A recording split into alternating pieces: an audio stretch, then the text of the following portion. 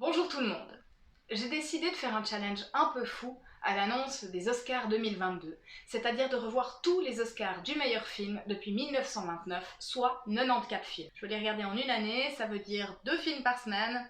On verra si j'y arrive. Le but étant de vous parler un peu de ce que j'ai pensé du film, mais aussi de ce qui se passait dans le monde du cinéma à cette époque-là, ainsi que dans les cinémas de mon grand-père, de mon père et aujourd'hui mes propres cinémas.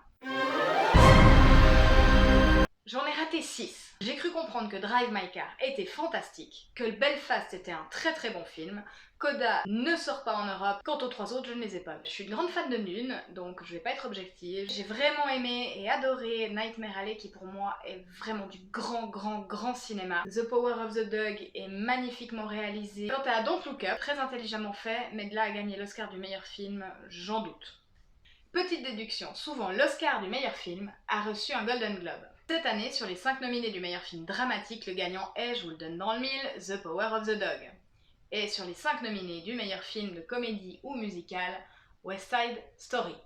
Il y a donc beaucoup de probabilités pour que ce soit The Power of the Dog qui l'emporte. A noter que Jane Campion a eu le Lion d'argent de la meilleure réalisatrice à la Mostra de Venise l'année dernière. Petite inconnue cependant, Coda vient de recevoir le prix du meilleur film de la Hollywood Producers Association, ce qui pourrait créer un rebondissement de dernière minute lors de la cérémonie.